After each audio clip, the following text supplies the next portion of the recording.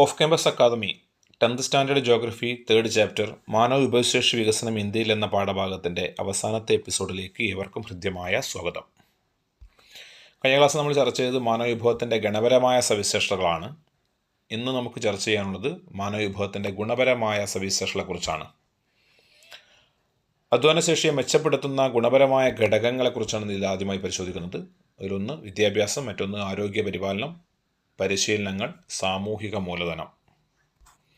ഇതിൽ സാമൂഹിക മൂലധനം എന്ന് വെച്ചാൽ പരസ്പരം സഹായിക്കാൻ തയ്യാറുള്ള വിവിധ മേഖലകളിൽ ജോലി ചെയ്യുന്ന ആളുകൾ തമ്മിലുള്ള ബന്ധത്തിൻ്റെ ശൃംഖലയാണ്.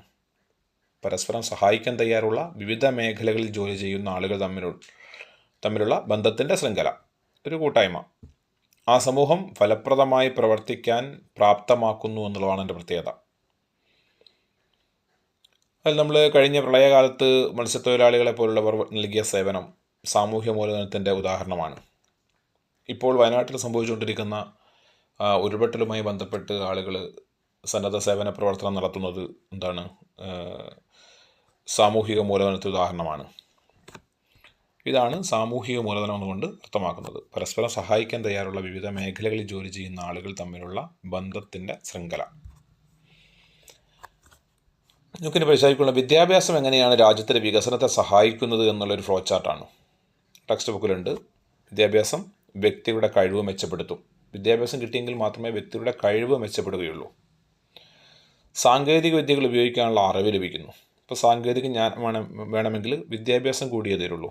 അതിൻ്റെ തിയറി പ്രാക്ടിക്കൽ ക്ലാസ്സുകൾ നമുക്ക് കിട്ടിയെങ്കിൽ മാത്രമേ ഒരു എക്സാമ്പിൾ ഒരു എഞ്ചിനീയർ അവർ എഞ്ചിനീയറായി മാറണമെങ്കിൽ തീർച്ചയായിട്ടും അത് സാങ്കേതിക വിദ്യാഭ്യാസം സാങ്കേതിക വിദ്യകൾ ഉപയോഗിക്കാനുള്ള അറിവ് ലഭിക്കും ആ വിദ്യാഭ്യാസം കിട്ടിക്കഴിഞ്ഞാൽ. അതുപോലെ തന്നെ മെച്ചപ്പെട്ട തൊഴിലും വരുമാനം നേടാനാവും. തീർച്ചയായിട്ടും എന്താണ് വിദ്യാഭ്യാസമുള്ള ഒരു വ്യക്തിക്ക് എന്താണ് നല്ല തൊഴിൽ നേടാൻ പറ്റും, അതുപോലെ തന്നെ നല്ല വരുമാനം നേടാൻ പറ്റും. അതുപോലെ തന്നെ ജീവിത നിലവാരം ഉയരുകയും ചെയ്യും. നല്ല തൊഴിലും വരുമാനം കിട്ടിക്കഴിഞ്ഞാൽ തീർച്ചയായിട്ടും അയാളുടെ ശരാശരി ജീവിത നിലവാരം ഉയരുക തന്നെ ചെയ്യും. ഇത് വളരെ ഇമ്പോർട്ടൻ്റ് ആയിട്ടുള്ളൊരു ഫ്ലോ ചാർട്ടാണ്. വിദ്യാഭ്യാസം എങ്ങനെയാണ് രാജ്യത്തിൻ്റെ വികസനത്തെ സഹായിക്കുന്നത് എന്നുള്ള ഫ്ലോ ചാർട്ടാണ്. അതിൽ വ്യക്തിയുടെ കഴിവ് മെച്ചപ്പെടും, സാങ്കേതിക വിദ്യകൾ ഉപയോഗിക്കാനുള്ള അറിവ് ലഭിക്കുന്നു, മെച്ചപ്പെട്ട തൊഴിലും വരുമാനവും നേടാനുള്ള അവസ്ഥ ഉണ്ടാക്കുന്നു. അതുപോലെ തന്നെ തൊഴിലും വരുമാനം കിട്ടിക്കഴിഞ്ഞാൽ അയാളുടെ ജീവിത നിലവാരം ഉയരുകയും ചെയ്യുന്നു. 2011 സെൻസസ് അനുസരിച്ച് ഇന്ത്യയുടെ സാക്ഷരതാ നിരക്കിനെ കുറിച്ച് ഇവിടെ പറയുന്നുണ്ട്. സ്ത്രീകൾ 65.46%, പുരുഷന്മാർ 82.14%. ആകെ ഇന്ത്യയുടെ സാക്ഷരതാ നിരക്ക് 74.04%. എന്താണ് സാക്ഷരതാ നിരക്ക്? ജനസംഖ്യയിൽ 100 പേരിൽ എത്ര പേർക്ക് ആശയം മനസ്സിലാക്കി എഴുതാനും വായിക്കാനും അറിയുന്നു എന്നതാണ് സാക്ഷരതാ നിരക്ക്. ജനസംഖ്യയിൽ 100 പേരാണ്. ആ 100 പേരെടുക്കുക. അതിൽ എത്ര പേർക്ക് ആശയം മനസ്സിലാക്കി എഴുതാനും വായിക്കാനും അറിയുന്നു. ആശയം മനസ്സിലാക്കിയിട്ട് എഴുതാനും വായിക്കാനും കഴിയണം. അപ്പം ചില ആളുകൾ ഇങ്ങനെ വായിച്ചുകൊണ്ടിരിക്കുന്ന കാണാം, പക്ഷേ അവർക്കതിൻ്റെ ആശയം അർത്ഥം അറിയാതെ ആയിരിക്കും അവർ വായിക്കുന്നുണ്ടാവുക. അങ്ങനെയുള്ള ഒരാൾ സാക്ഷരനല്ല. അപ്പോൾ സാക്ഷരതയുള്ള ഒരാളെന്ന് പറയുമ്പം അയാൾ വായിക്കുന്ന എത്ര പേർക്ക് ആശയം മനസ്സിലാക്കി എഴുതാനും കഴിയണം, അത് വായിക്കാനും കഴിയുന്ന ആളാണ് സാക്ഷരൻ.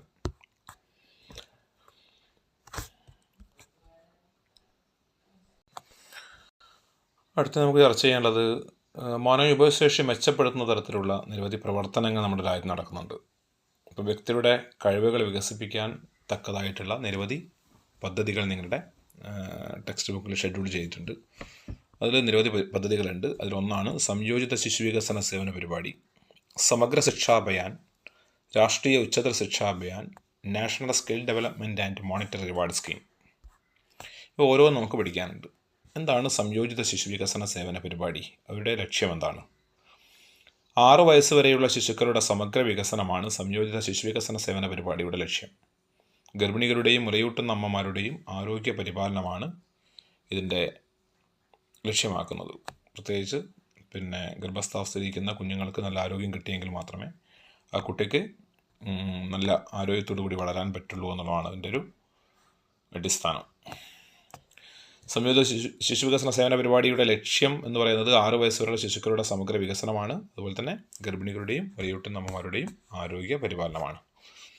സമഗ്ര ശിക്ഷാ അഭിയാൻ മറ്റൊരു പദ്ധതിയാണ്, ഗവൺമെൻറ്റിൻ്റെ മറ്റൊരു പദ്ധതിയാണ് സമഗ്ര ശിക്ഷാ അഭിയാൻ. ഇപ്പോൾ ആളുകളുടെ ക്ഷേമകാര്യങ്ങൾ നിർവഹിക്കാൻ വേണ്ടിയിട്ടുള്ള മറ്റൊരു വിദ്യാഭ്യാസവുമായി ബന്ധപ്പെട്ടിരിക്കുന്ന മറ്റൊരു ക്ഷേമ സംവിധാനമാണ് സമഗ്ര ശിക്ഷാ അഭിയാൻ. അതിൻ്റെ ലക്ഷ്യമാണ് സാർവത്രിക വിദ്യാഭ്യാസം ഹയർ സെക്കൻഡറി വരെ ഉറപ്പുവരുത്തുക. സാർവത്രിക വിദ്യാഭ്യാസം വെച്ചാൽ എല്ലാവർക്കും എന്താണ് വിദ്യാഭ്യാസം കൊടുക്കുക. എത്ര വരെ? 12ാം ക്ലാസ് വരെ, ഹയർ സെക്കൻഡറി വരെ. തുല്യതയും ഗുണനിലവാരവും ഉറപ്പുവരുത്തുക. നല്ല ഗുണമേന്മയുള്ള തുല്യതയുള്ള വിദ്യാഭ്യാസം കൊടുക്കുക. തൊഴിലധിഷ്ഠിത വിദ്യാഭ്യാസം പരിപോഷിപ്പിക്കുക. അതിൻ്റെ കൂടെ എന്ത് വേണം? തൊഴിലും കൂടി പഠിപ്പിക്കുന്ന തരത്തിലുള്ള വിദ്യാഭ്യാസം കൊടുക്കണം. അതിൻ്റെ ഭാഗമായിട്ടാണ് VHSC പോലുള്ള ടെക്നിക്കൽ സ്കൂളുകളൊക്കെ അതിൻ്റെ ഭാഗമായിട്ടുള്ളതാണ്. SSC, RT, DIET തുടങ്ങിയ അധ്യാപക പരിശീലന കേന്ദ്രങ്ങൾ ശക്തിപ്പെടുത്തലും സമഗ്ര ശിക്ഷാ അഭിയാൻ്റെ ലക്ഷ്യങ്ങളാണ്. സമഗ്ര ശിക്ഷാ അഭിയാൻ്റെ കീഴിലാണ് 1ാം ക്ലാസ് മുതൽ 12ാം ക്ലാസ് വരെയുള്ള SSC, RT പഠനങ്ങളൊക്കെ നടന്നുകൊണ്ടിരിക്കുന്നത്. മൂന്നാമതായിട്ട് രാഷ്ട്രീയ ഉച്ചതല ശിക്ഷാ അഭിയാൻ ലക്ഷ്യങ്ങൾ ഉന്നത വിദ്യാഭ്യാസ ലഭ്യത വർദ്ധിപ്പിക്കുക. എന്നുവെച്ചാൽ ഹയർ സെക്കൻഡറി കഴിഞ്ഞ് ഡിഗ്രി തലത്തിലുള്ള 13 to 15 ക്ലാസ് വരെയുള്ള അല്ലെങ്കിൽ ഡിഗ്രി, പോസ്റ്റ് ഗ്രാജുവേഷൻ, ഈ തരത്തിലുള്ള രാഷ്ട്രീയ ഉച്ചതല ശിക്ഷാ അഭിയാൻ അർത്ഥമാക്കുന്നത് ഉന്നത വിദ്യാഭ്യാസം ലഭ്യത വർദ്ധിപ്പിക്കലാണ്. ഉന്നത വിദ്യാഭ്യാസത്തിൻ്റെ ഗുണനിലവാരം ഉയർത്തുക എന്നുള്ളതും ഇതിൻ്റെ ലക്ഷ്യങ്ങളാണ്. മറ്റൊരു പദ്ധതിയാണ് national skill development and monetary reward scheme. യുവജനങ്ങളുടെ തൊഴിൽ നൈപുണ്യം മെച്ചപ്പെടുത്തുക. യുവജനങ്ങളുടെ തൊഴിൽ നൈപുണ്യം മെച്ചപ്പെടുത്താനാണ്. ഒരു തൊഴിലും അറിയാത്ത ആളുകളെ, യുവാക്കളായിട്ടുള്ള ആളുകളെ തൊഴിൽ പഠിപ്പിക്കാനുള്ള ഒരു സംവിധാനമാണ്, തൊഴിൽ പഠിക്കാനുള്ളൊരു അവസരമാണ് national skill development and monetary reward scheme ഒരുക്കുന്നത്. തൊഴിൽ വൈദഗ്ധ്യം നേടിയവരുടെ ലഭ്യത ഉറപ്പുവരുത്തലാണ്. ഇതിനെക്കുറിച്ച് ഞാൻ പറയുകയാണെങ്കിൽ ഓരോ ജില്ലകളിലും അവരുടെ സിവിൽ സ്റ്റേഷൻ, സിവിൽ സ്റ്റേഷനിൽ കളക്ടർ ഓഫീസിലൊക്കെ കേന്ദ്രീകരിച്ചുകൊണ്ട് നാഷണൽ സ്കിൽ ഡെവലപ്മെൻറ്റ് സെൻറ്ററുകൾ പ്രവർത്തിക്കുന്നുണ്ട്. വിദ്യാഭ്യാസം നൽകുന്നതിനായിട്ട് രാജ്യത്ത് വിവിധ തലത്തിൽ പ്രവർത്തിക്കുന്ന സ്ഥാപനങ്ങളെക്കുറിച്ച് പിന്നീട് പറയുന്നു. അത് സ്കൂളുകളാണ്.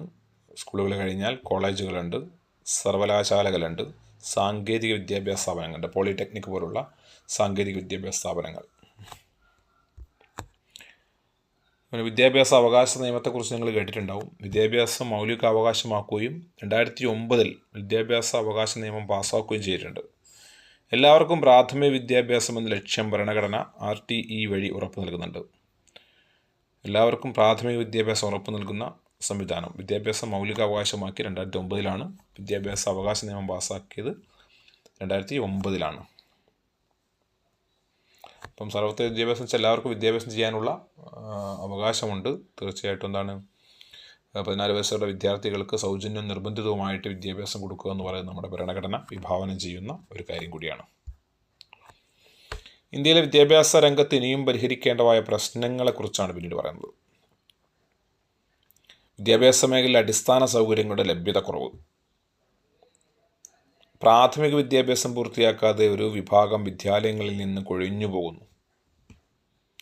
വിദ്യാഭ്യാസത്തിൻ്റെ ഗുണനിലവാരം മെച്ചപ്പെടുത്തേണ്ടതുണ്ട്. ഇത് വളരെ ഇമ്പോർട്ടൻ്റ് ആയിട്ടുള്ളൊരു ചോദ്യമാണ്. ഇന്ത്യയിലെ വിദ്യാഭ്യാസ രംഗത്ത് ഇനിയും പരിഹരിക്കേണ്ട പ്രശ്നങ്ങൾ സ്ഥിരമായിട്ട് ചോദിക്കുന്ന ചോദ്യമാണ്. വിദ്യാഭ്യാസ മേഖലയിൽ അടിസ്ഥാന സൗകര്യങ്ങളുടെ ലഭ്യതക്കുറവ്. അടിസ്ഥാന സൗകര്യങ്ങൾ എന്ന് പറയുമ്പം school, class room, bench desk, black board, അതുപോലെ തന്നെ ഗ്രൗണ്ട്, ടോയ്ലറ്റ് സംവിധാനങ്ങൾ, ഇതെല്ലാം അടിസ്ഥാന സൗകര്യങ്ങളിൽ പെടുന്നതാണ്. അത് ലഭ്യതക്കുറവ് പരിഹരിക്കണം. പ്രാഥമിക വിദ്യാഭ്യാസം പൂർത്തിയാക്കാതെ ഒരു വിഭാഗം വിദ്യാലയങ്ങളിൽ നിന്ന് കൊഴിഞ്ഞു പോകുന്നുണ്ട്. പല ട്രൈബൽ ഏരിയയിലൊക്കെ പോയി കഴിഞ്ഞിട്ടുണ്ടെങ്കിൽ നമുക്ക് പ്രാഥമിക വിദ്യാഭ്യാസം വെച്ചാൽ 1 to 4, 1ാം ക്ലാസ് മുതൽ 4ാം ക്ലാസ് വരെയുള്ള LP സ്കൂൾ വിദ്യാഭ്യാസമാണ്. അതുപോലും പൂർത്തിയാക്കാതെ പല ജില്ലകളിൽ നിന്നും അട്ടപ്പാടി, വയനാട് പോലുള്ള ട്രൈബൽ ഏരിയയിലൊക്കെ കുട്ടികൾ കൊഴിഞ്ഞു പോകുന്നുണ്ട് എന്നുള്ള കണക്കുകൾ കിട്ടുന്നുണ്ട്. പക്ഷേ പൊതുവേ കേരളത്തിൽ ഈ കൊഴിഞ്ഞുപോക്ക്, പ്രാഥമിക വിദ്യാഭ്യാസം കിട്ടാതെ കൊഴിഞ്ഞു പോകുന്ന കുട്ടികളുടെ എണ്ണം കുറവാണ് മറ്റ് സംസ്ഥാനങ്ങളെ അപേക്ഷിച്ച്. എങ്കിലും അത് പൂർണ്ണമായിട്ടും 100% മാറ്റേണ്ടതായിട്ടുണ്ട്. വിദ്യാഭ്യാസത്തിൻ്റെ ഗുണനിലവാരം മെച്ചപ്പെടുത്തേണ്ടതുണ്ട്. വിദ്യാഭ്യാസവുമായി ബന്ധപ്പെട്ടിട്ട് നമുക്ക് ഗുണപരമായ സവിശേഷതകളിൽ ഇത്രയും കാര്യങ്ങളാണ് പഠിക്കാനുള്ളത്. ഇനി അടുത്തത് മനോവിഭവത്തിൻ്റെ ഗുണപരമായ മറ്റൊരു സവിശേഷതയാണ് ആരോഗ്യം. എന്താണ് ആരോഗ്യം? ആരോഗ്യത്തെക്കുറിച്ച് ലോകാരോഗ്യ സംഘടന നിർവചനം കൊടുത്തിട്ടുണ്ട്. WHO, world health organisation. ശാരീരികമായും മാനസികമായും സാമൂഹികവുമായുള്ള സുസ്ഥിതിയാണ് ആരോഗ്യം. ശാരീരികമായും മാനസികമായും സാമൂഹികവുമായ സുസ്ഥിതി. ശരീരം ഓക്കെ ആയിരിക്കണം, കാണുമ്പോൾ കുഴപ്പമൊന്നും ഉണ്ടായിരിക്കാൻ പാടില്ല. മാനസികം മെൻ്റൽ ഹെൽത്ത് വേണം. അതുപോലെ തന്നെ സാമൂഹ്യം, ശരീരവും മനസ്സും നല്ല ഒരു വ്യക്തി സ്വാഭാവികമായിട്ടും സമൂഹമായിട്ട് ഇടപെടണം. Man is A social animal. മനുഷ്യരുടെ സാമൂഹ്യ ജീവിയാണ്. അതുകൊണ്ട് സമൂഹമായിട്ട് ഇടപെടണം. അപ്പോൾ സാമൂഹ്യമായുമുള്ള സ്വസ്ഥതയ്ക്ക് നമ്മൾ എന്ത് പറയും? ആരോഗ്യം എന്ന് പറയും. ആരോഗ്യമുള്ള വ്യക്തികൾ രാജ്യപുരോഗതിയിൽ പങ്കാളികളാവുന്നത് എങ്ങനെ എന്നുള്ളതൊരു പ്രധാനപ്പെട്ട ചോദ്യമാണ്. സ്ഥിരമായിട്ട് ചോദിക്കുന്ന മറ്റൊരു ചോദ്യമാണ്. തൊഴിൽ ദിനങ്ങളുടെ എണ്ണം വർദ്ധിക്കുന്നതുകൊണ്ടും കാര്യക്ഷമത വർദ്ധിക്കുന്നതുകൊണ്ടും ഉൽപ്പാദനം കൂടും. ആരോഗ്യമുള്ള ഒരു വ്യക്തിക്ക് എന്ത് ചെയ്യാൻ പറ്റും? ദിനം പ്രതി ജോലിക്ക് പോകാൻ പറ്റും, ഡെയിലി ജോലിക്ക് പോകാൻ പറ്റും അല്ലേ? തൊഴിൽ ദിനങ്ങളുടെ എണ്ണം വർദ്ധിക്കാം, അതുപോലെ തന്നെ കാര്യക്ഷമത വർദ്ധിക്കുന്നതുകൊണ്ടും ഉൽപ്പാദനം വർദ്ധിപ്പിക്കാം. രണ്ടാമതായി പറയുന്നത് പ്രകൃതി വിഭവങ്ങൾ ശരിയായിട്ട് വിനിയോഗിക്കാനാവും. ആരോഗ്യമുള്ള വ്യക്തിക്ക് എന്ത് ചെയ്യാൻ പറ്റും? പ്രകൃതി വിഭവങ്ങൾ ശരിയായിട്ട് വിനിയോഗിക്കാൻ പറ്റും. എന്താ പ്രകൃതി വിഭവങ്ങൾ? ജലം, മണ്ണ്, വായു അല്ലേ? ഇതൊക്കെ പ്രകൃതി വിഭവങ്ങളാണ്. ആ പ്രകൃതി വിഭവങ്ങൾ ശരിയായിട്ട് വിനിയോഗിക്കാൻ പറ്റിയ ആർക്കാണ്? ആരോഗ്യമുള്ള വ്യക്തിക്കാണ്. അപ്പോൾ നമ്മളേക്ക് ഒരുപാട് ഭൂമി കൈവശം ഉണ്ടായതുകൊണ്ട് കാര്യമില്ല. ആ ഭൂമി നമുക്ക് എന്താക്കണം? ഉൽപ്പാദനക്ഷമമാക്കി മാറ്റണം. അങ്ങനെ എന്ത് വേണം? അവിടെ ആരോഗ്യമുള്ള വ്യക്തിക്ക് മാത്രമേ അത് ഉൽപ്പാദനപരമാക്കി മാറ്റാൻ പറ്റുകയുള്ളൂ. അപ്പോൾ പ്രകൃതി വിഭവങ്ങൾ ശരിയായിട്ട് വിനിയോഗിക്കാനാവുന്നത് ആർക്കാണ്? ആരോഗ്യമുള്ള വ്യക്തികൾക്കാണ്. മൂന്നാമതായിട്ട് ചികിത്സാ ചെലവുകൾ കുറയ്ക്കാൻ പറ്റും. അതുവഴി സർക്കാരിൻ്റെ സാമ്പത്തിക ചെലവ് കുറയ്ക്കാൻ കഴിയും. ചികിത്സാ ചെലവ് കുറയ്ക്കാൻ പറ്റും, അതുവഴി എന്താക്കാൻ പറ്റും? സർക്കാരിൻ്റെ സാമ്പത്തിക ചെലവ് കുറയ്ക്കാനും കഴിയും. അതാണ്. ഇപ്പം ഒരു സർക്കാരിന് ഏറ്റവും കൂടുതൽ സാമ്പത്തിക ചെലവ് വരുന്നത് എവിടെയാണ്? ചികിത്സയ്ക്ക് വേണ്ടിയിട്ടാണ്. ആരോഗ്യ മേഖലയ്ക്കാണ് ഗവൺമെൻറ്റിന് ഏറ്റവും കൂടുതൽ പണം ചിലവഴിക്കേണ്ടി വരുന്നത്. രണ്ടാമതാണ് വിദ്യാഭ്യാസം. രണ്ടാമതായിട്ട് ഏറ്റവും കൂടുതൽ പണം ചിലവഴിക്കുന്നത് വിദ്യാഭ്യാസമാണ്. ഒന്നാമതായിട്ട് ചികിത്സ. എല്ലാവരും ആരോഗ്യവാന്മാരാണെങ്കിൽ, നമ്മുടെ രാജ്യത്ത് എല്ലാവരും ആരോഗ്യവാന്മാരാണെങ്കിൽ തീർച്ചയായിട്ടും ആരോഗ്യരംഗത്ത് ഗവൺമെൻറ്റിന് ചിലവഴിക്കുന്ന തുക മറ്റാവശ്യങ്ങൾക്ക് വേണ്ടി ഉപയോഗിക്കാൻ പറ്റും. നാലാമതായിട്ട് ഉൽപ്പാദന വർധനവിലൂടെ സാമ്പത്തിക വികസനം സാധ്യമാകും. അതാണ് ഉൽപ്പാദന വർധനവിലൂടെ അല്ലേ? ആരോഗ്യമുള്ള വ്യക്തികൾ എന്ത് ചെയ്യും? കൂടുതൽ പ്രൊഡക്ഷൻ നടത്തും, ഉൽപ്പാദനം നടത്തും. വ്യവസായ രംഗമായാലും കാർഷിക രംഗമായാലും ഉൽപ്പാദന വർധനവിലൂടെ എന്താക്കാൻ പറ്റും? സാമ്പത്തിക വികസനം സാധ്യമാകും.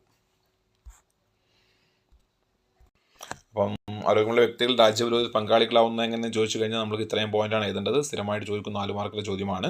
തൊഴിൽ ദിനങ്ങളുടെ എണ്ണം വർദ്ധിപ്പിക്കുന്നതുകൊണ്ടും കാര്യക്ഷമത വർദ്ധിക്കുന്നതുകൊണ്ടും ഉൽപ്പാദനം കൂടും. പ്രകൃതി വിഭവങ്ങൾ ശരിയായിട്ട് വിനിയോഗിക്കാനാവും.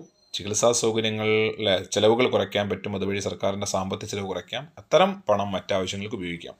ഉൽപ്പാദന വർധനയുടെ സാമ്പത്തിക വികസനം സാധ്യമാവുകയും ചെയ്യും. അടുത്ത നമുക്ക് പരിശോധിക്കേണ്ടത് ആരോഗ്യ പരിപാലനത്തിനായിട്ട് കൊടുക്കേണ്ട സൗകര്യങ്ങൾ എന്തൊക്കെയാണെന്നുള്ളതാണ്. ഒന്ന്, പോഷകാഹാര ലഭ്യതയാണ്. ആരോഗ്യ പരിപാലനത്തിന് ഏറ്റവും അനിവാര്യമായിട്ട് വേണ്ടത് പോഷകാഹാര ലഭ്യതയാണ്. മറ്റൊന്ന് ശുദ്ധജല ലഭ്യത. നമുക്ക് കാണുന്ന ഒട്ടുമിക്ക പകർച്ച രോഗങ്ങളും മഹാമാരികളും ഉണ്ടാകുന്നത് ജലത്തിലൂടെയാണ്. നഗരങ്ങളിലൊക്കെ എന്താണ്? ശുദ്ധജലം കുടിക്കാനും കുളിക്കാനും മറ്റാവശ്യങ്ങൾക്കൊക്കെ ഉപയോഗിക്കുന്ന ഒരു സാഹചര്യം പൊതുവെ കണ്ടുവരുന്നുണ്ട്. അത്തരം പ്രദേശങ്ങളിൽ മാരകമായ ജലജന്യ രോഗങ്ങൾ പടർന്നു പിടിക്കുന്നതായിട്ട് കാണാം. അപ്പോൾ ശുദ്ധജല ലഭ്യത ആരോഗ്യ പരിപാലനത്തിന് അത്യാവശ്യമായിട്ട് വേണ്ടുന്ന ഒരു ഘടകമാണ്. ഒന്നാമതായിട്ട് പോഷകാഹാര ലഭ്യത, രണ്ടാമതായിട്ട് ശുദ്ധജല ലഭ്യത. രോഗപ്രതിരോധ സംവിധാനങ്ങൾ വേണം. അപ്പോൾ ഇതൊക്കെ രോഗം പടർന്നു പിടിക്കുകയാണെങ്കിൽ അതിനെ നിയന്ത്രിക്കാനുള്ള പ്രതിരോധ സംവിധാനങ്ങൾ ആരോഗ്യവകുപ്പിൻ്റെ അടുത്ത് നിന്നുണ്ടായിരിക്കണം, ഗവൺമെൻറ് ഭാഗത്തു നിന്നുണ്ടായിരിക്കണം. അതുപോലെ തന്നെ നമ്മളതിൽ പങ്കാളികളാകുകയും വേണം. അപ്പോൾ രോഗപ്രതിരോധ സംവിധാനങ്ങൾ ആരോഗ്യ പരിപാലനത്തിന് എടുക്കേണ്ട മറ്റൊരു മൂന്നാമതൊരു ഘടകമാണ്. ശുചിത്വ പരിപാലനം. ആരോഗ്യ പരിപാലനത്തിനായിട്ട് നമ്മൾ എന്ത് ചെയ്യണം? ശുചിത്വം പാലിക്കണം. ഇപ്പോൾ എത്ര തന്നെ സംവിധാനങ്ങൾ നമുക്ക് ഗവൺമെൻറ് ഒരുക്കുന്നുണ്ടെങ്കിൽ കൂടി നമ്മുടെ ചുറ്റുപാട് നാം സ്വയം ശുചീകരിക്കുക, അതുപോലെ തന്നെ ചുറ്റുപാടിനെ ശുചീകരിക്കുക എന്ന് പറയുന്നത് അത് നമുക്ക് മാത്രം കഴിയുന്ന ഒന്നാണ്. അപ്പം ആരോഗ്യ പരിപാലനത്തിനായിട്ട് നമ്മൾ ശുചിത്വ പരിപാലനം അത്യാവശ്യമാണ്. ആരോഗ്യ പരിപാലനത്തിനായിട്ട് നമ്മൾ ചികിത്സാ സൗകര്യങ്ങൾ ഒരുക്കേണ്ടതായിട്ടുണ്ട്. അപ്പം തീർച്ചയായിട്ടും നമ്മൾ കോവിഡ് വന്ന സമയത്ത് അല്ലേ, വലിയൊരു മഹാമാരിയായിട്ട് അതിനെ ആളുകളെങ്ങനെ കാർന്നു നിന്ന സമയത്ത് അവിടെ വാക്സിനേഷൻ കൊടുത്തുകൊണ്ട്, ചികിത്സാ സൗകര്യങ്ങൾ കൊടുത്തുകൊണ്ട്, അല്ലെങ്കിൽ ക്വാറൻറ്റൈനിൽ ഇരുത്തിക്കൊണ്ട്, അപ്പം ചികിത്സ കൊടുത്തുകൊണ്ടൊക്കെ നിരവധി ആളുകളെ നമ്മൾ രക്ഷപ്പെടുത്തിയെടുത്തിട്ടുണ്ട്. അപ്പോൾ ചികിത്സാ സൗകര്യങ്ങൾ തീർച്ചയായിട്ടും ആരോഗ്യ പരിപാലനത്തിനായിട്ട് എടുക്കേണ്ട ഒരു കാര്യമാണ്. എന്തെങ്കിലും തരത്തിലുള്ള അസുഖം നമുക്ക് പിടിപെടുകയാണെങ്കിൽ കൃത്യമായിട്ടുള്ള ഒരു ട്രീറ്റ്മെൻറ്റിലൂടെ ചികിത്സയിലൂടെ നമുക്കതിനെ മാറ്റിയെടുക്കാൻ സാധിക്കും. അതാണ് ചികിത്സാ സൗകര്യങ്ങൾ എടുക്കുക എന്ന് പറയുന്നത്. അപ്പോൾ ആരോഗ്യമുള്ള വ്യക്തികൾക്ക് അനിവാര്യമായിട്ട് വേണ്ടുന്ന ആരോഗ്യം നിലനിർത്തണമെങ്കിൽ അത്യാവശ്യമായി നമുക്ക് വേണ്ടുന്ന മറ്റൊരു ഘടകമാണ് വിശ്രമവും വിനോദവും. ഇപ്പം ജോലി ഇങ്ങനെ ചെയ്തുകൊണ്ടേ ഇരുന്നുകൊണ്ട് കാര്യമില്ല. അവിടെ നമുക്കെന്ത് വേണം? വിശ്രമവും വിനോദവും ആവശ്യമാണ്.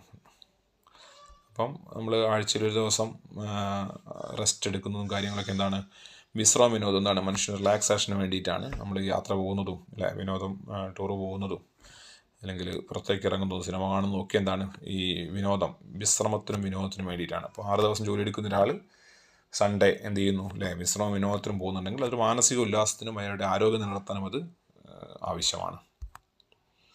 അതുപോലെ തന്നെ ആരോഗ്യകരമായ പരിസ്ഥിതി, ചുറ്റുപാട് കൃത്യമായി അല്ലേ ആരോഗ്യകരമായിരിക്കണം. മണ്ണ്, വായു, അതുപോലെ തന്നെ ജലം, ചുറ്റുപാട് ആരോഗ്യകരമായ പരിസ്ഥിതി, ചുറ്റുപാട് നല്ല ആരോഗ്യകരമായിരിക്കണം. ചുറ്റുപാട് നമുക്ക് അപകടകരമായ തരത്തിലുള്ള ഫാക്ടറികളോ മറ്റോ ഒക്കെ ഉണ്ടെങ്കിൽ അത് ആരോഗ്യകരമായ പരിസ്ഥിതിയെ പ്രതികൂലമായിട്ട് ബാധിക്കും.